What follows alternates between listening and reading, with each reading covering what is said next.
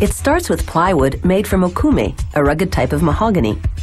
A computer-guided routing machine cuts out the boat's various parts. One has finger joints that interlock with another piece to make one long strip. These panels will cover the sides of the vessel and most of the top. The planks are so thin, just 4 millimeters, that the entire kayak will weigh only 17 kilograms. Then there are bulkheads, end panels, footrests, and curved pieces to support the deck and sides. After applying 2 coats of epoxy resin, a craftsman assembles the parts and secures them in a jig for 6 hours until the glue sets. The side panels will span the entire length of the boat at just over 5 meters. Assembling the kayak is pretty straightforward, so if you want to save money and do it yourself, you can buy this kayak cheaper as a kit. He planes and sands the end panels to create a curved tip.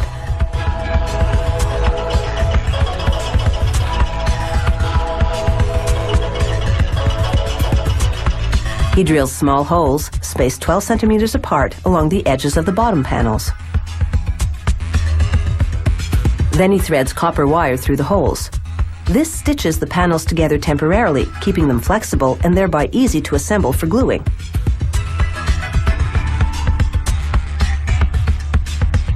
He places wooden pegs between the side panels to pry them open. Then joins those panels with 2 screws in the front and 2 in the back. At this stage, the kayak is upside down, so they add the bottom panels.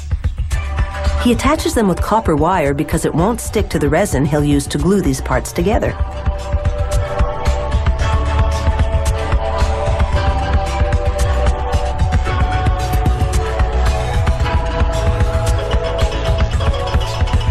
After flipping the boat, he attaches a bulkhead with more wire.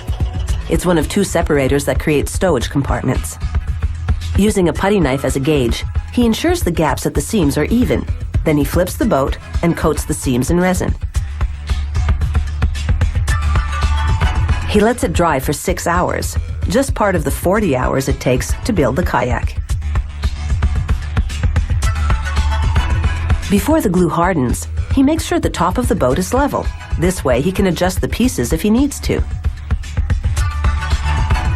After removing the wire from the seams, he applies more resin to these areas. Over this, strips of fiberglass cloth to form a watertight seal. He'll also apply 3 more coats of resin throughout the inside of the kayak.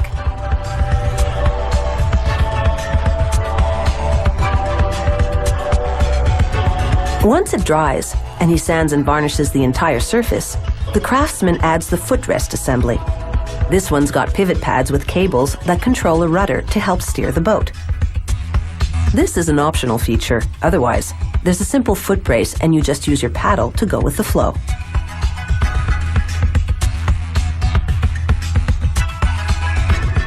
Next, craftsmen apply resin along the kayak's upper rim. They add the top panel to form the deck. Then they wrap the entire boat in packing tape, which compresses the panels as the resin sets for 12 hours. These pieces form a raised rim around where the kayaker sits. A waterproof skirt fits under this rim, keeping the area dry in the water. The deck gets 2 coats of resin. An hour later, they spread fiberglass over the bottom to seal and protect the wood. The bottom then gets 3 coats of resin.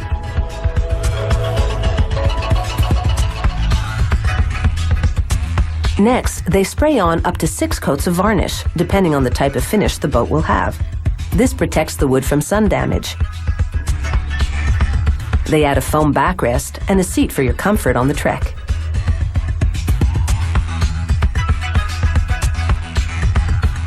And finally, flexible rubber straps. They're for securing your harpoon, or more likely, your paddle. Either way, you're in for quite a trip.